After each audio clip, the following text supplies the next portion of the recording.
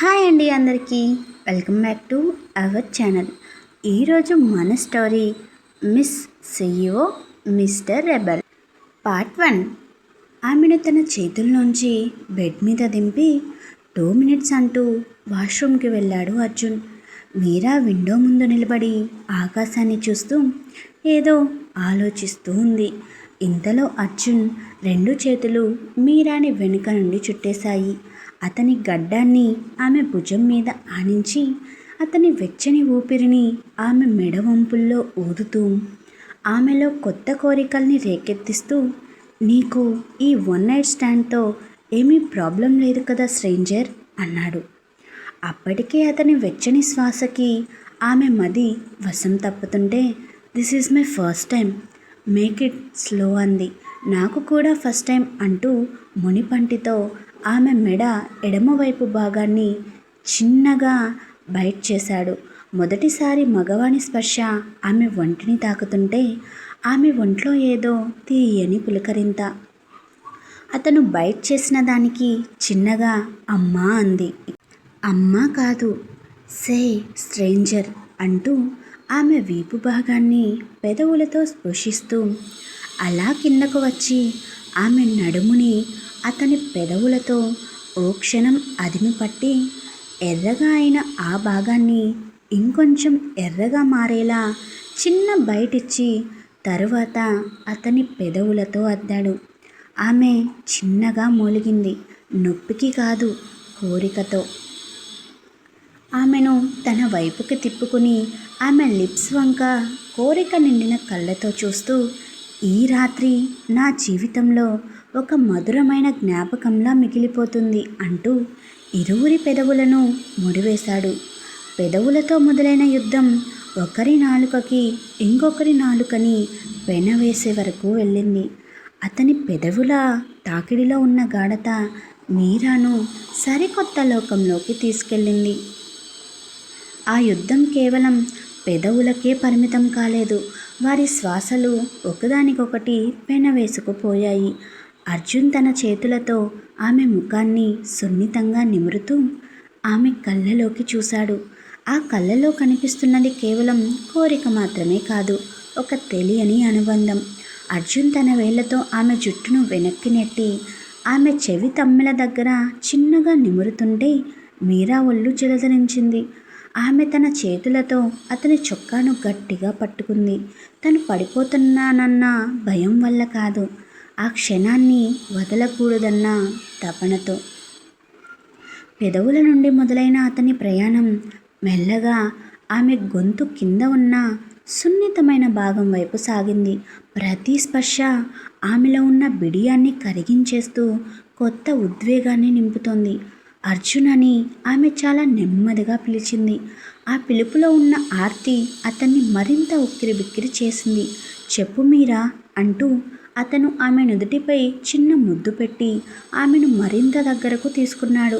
Window బయట ఆకాశంలో వెన్నెల వెలుగుతున్నా ఆ గదిలో మాత్రం వారిద్దరి మధ్య ఉన్న వేడి రాత్రిని మరింత రసవత్తరంగా మారుస్తోంది. అర్జున్ ఆమెను మెల్లగా ఎత్తుకుని బెడ్ వైపు నడిచాడు. ఆమెను పరుపు మీద మెల్లగా దించి ఆమె కళ్ళలోకి తీక్షణంగా చూస్తూ, నీ ప్రతి స్పర్శ నా గుండె వేగాన్ని పెంచుతోంది. ఈ రాత్రి కేవలం మనది మాత్రమే అని గుసగుసలాడాడు. మీరా ఏమీ మాట్లాడలేదు, కేవలం తన కళ్ళతోనే సమ్మతి తెలిపింది. ఆమె స్పందన చూసిన అర్జున్ ఆమె భుజాలపై ఉన్న దుస్తులను మెల్లగా పక్కకు జరిపి తన ప్రేమను మరియు కోరికను ఆ తనువుపై అక్షరాలుగా దిద్దడం మొదలుపెట్టాడు. ఆ గదిలోని నిశ్శబ్దాన్ని వారిద్దరి గుండె చప్పుళ్ళు, వేగంగా మారుతున్న శ్వాసలు మాత్రమే భర్తీ చేస్తున్నాయి.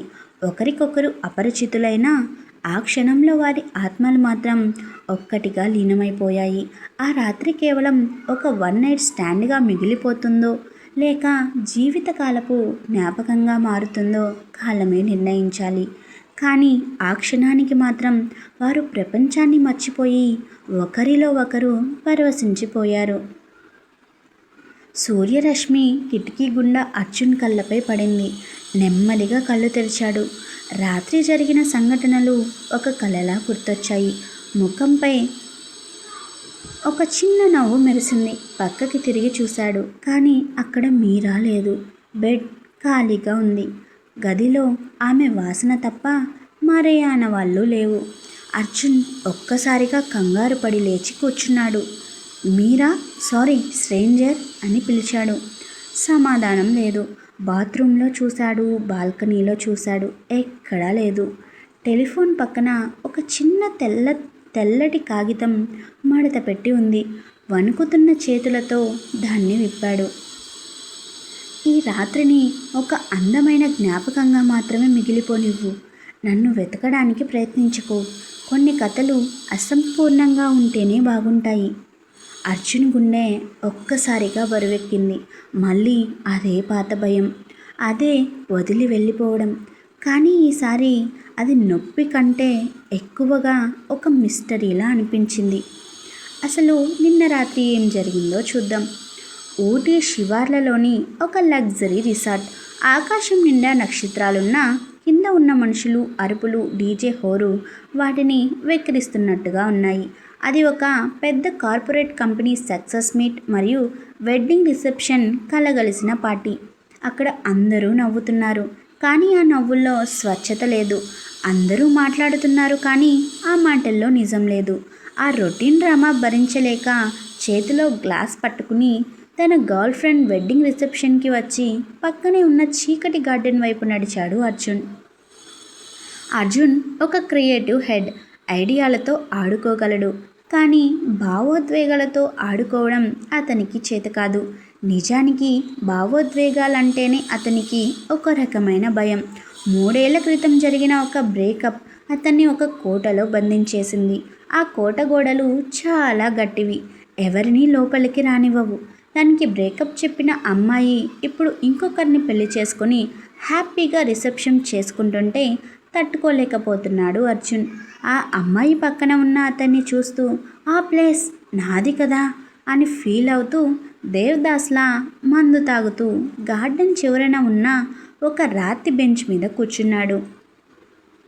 ఆ బెంచ్కి ఇంకో చివర ఒక ఆకారం కనిపించింది. దగ్గరకు వెళ్ళేసరికి తెలిసింది అది ఒక అమ్మాయి అని. ఆమె పేరు మీరా. ఆమె అక్కడ పార్టీ హడావిడికి దూరంగా నిశ్శబ్దంగా ఆకాశం వైపు చూస్తోంది. ఆమె చీర అంచులు గాలికి రేపరేపలాడుతున్నాయి. ఆమె నుంచి వచ్చే పర్ఫ్యూమ్ స్మెల్, అప్పుడప్పుడు ఆమె నవ్వుతుంటే బుగ్గన పడుతున్న డింపుల్, గాలికి ఆమె చీర ఎగిరి అతని మొహంపై పడుతుంటే ఒక రకమైన రొమాంటిక్ ఫీలింగ్ కలుగుతుంది అర్జున్కి. లోపల పార్టీ చాలా బాగుంది కదా? అర్జున్ ఆమె పక్కకు జరిగి అడిగాడు. మీరా తల తిప్పకుండానే నవ్వి అతని వైపు చూసి, మీరెందుకు ఇక్కడకు వచ్చి నా పక్కన కూర్చున్నారు? నన్ను ఇంప్రెస్ చేయడానికా? లేదు, నన్ను నేను వెతుక్కోవడానికి అర్జున్ సరదాగా అన్నాడు. అయితే తప్పు చోటికి వచ్చారు. ఇక్కడ అందరూ తమని తాము కోల్పోవడానికే వస్తారు అంది మీరా. సాధారణంగా అతను కొత్త వాళ్ళతో త్వరగా కలవడు, కానీ ఆమె మాటల్లో ఉన్న స్పష్టత అతన్ని ఆకర్షించింది. మనం ఒక ఒప్పందం చేసుకుందామా అని అడిగాడు అర్జున్ సూటిగా ఆమె కళ్ళలోకి చూస్తూ. ఏంటది? ఈ రాత్రికి మన పేర్లు వద్దు, మన ఉద్యోగాలు వద్దు, మనం ఎక్కడి నుండి వచ్చామో రేపు ఎక్కడికి వెళ్తామో వద్దు. కేవలం 2 మనుషులు, ఒక నిశ్శబ్దమైన రాత్రి, అంతే. మీరా అతని కళ్ళలోకి చూసి, అయితే నేను కొన్ని ప్రశ్నలు అడుగుతాను, వాటికి మీ సమాధానం జెన్యూన్ అనిపిస్తే ఐ కెన్ అగ్రీ. అయితే నేను మిమ్మల్ని స్ట్రేంజర్ అని పిలవచ్చా? ఖచ్చితంగా అన్నాడు అర్జున్. మీరెప్పుడైనా దేనికైనా భయపడ్డారా? మీరా అడిగింది. అర్జున్ వైన్ గ్లాస్ వైపు చూస్తూ దాన్ని చేత్తో రొటేట్ చేస్తూ, ప్రేమకు ఒకప్పుడు అదే ప్రపంచం అనుకున్నాను, కానీ అది దూరమైనప్పుడు మనల్ని మనం ముక్కలుగా చూసుకోవడం చాలా కష్టం. అందుకే ఇప్పుడు కమిట్మెంట్ అంటేనే ఒక రకమైన అలర్జీ అని నిజాయితీగా చెప్పేశాడు. మీరా తల ఊపి, కమిట్మెంట్ అంటే ఒక బాధ్యత కాదు, అది ఒక స్వేచ్ఛ అనుకునే రోజు కోసం అందరూ ఎదురు చూస్తారు. కానీ చాలామందికి అది ఒక బంధనంలా మారుతుంది. అందుకే నేను కూడా స్వతంత్రంగా ఉండటానికే ఇష్టపడతాను. మనల్ని మనం ప్రేమించుకోవడం కంటే గొప్ప విషయం ఏముంటుంది? కానీ ఒంటరితనం? అర్జున్ అడిగాడు. ఒంటరితనం అంటే ఎవరూ లేకపోవడం కాదు అర్జున్. Sorry stranger. ఒంటరితనం అంటే మన పక్కన ఉన్న వాళ్ళకి మనం ఎవరో అర్థం కాకపోవడం. ఆమె మాటలు అర్జున్ గుండెకు తగిలాయి. అతను తన లైఫ్లో ఎప్పుడూ ఇంత కనెక్టెడ్గా ఫీల్ అవ్వలేదు. తన ఆఫీస్లో ఉండే టెన్షన్స్, డెడ్లైన్స్, తన పాత జ్ఞాపకాలు అన్నీ కరిగిపోతున్నాయి. ఆమె ఒక మాయలా అనిపించింది. మీ కల ఏంటి? ఆమె అడిగింది. ప్రపంచం అంతా మర్చిపోయి ఒక చిన్న దీవిలో ఉండిపోవాలని అర్జున్ నవ్వుతూ అన్నాడు. నా కల ప్రపంచాన్ని మార్చడం కాదు, కనీసం నా చుట్టూ ఉన్న వాళ్ళ కళ్ళలో భయం లేకుండా చేయడం, మీరా అంది. ఆ మాటలు చెబుతున్నప్పుడు ఆమె ముఖంలో ఒక అథారిటీ, ఒక లీడర్షిప్ కనిపించింది. కానీ అర్జున్ దాన్ని గమనించలేదు. అతను ఆమె కళ్ళలో ఉన్న నిజాయితీని మాత్రమే చూస్తున్నాడు. కొనసాగుతుంది. నేను మీ Anusha Krishna signing off. Thank you for watching. Keep smiling, keep listening.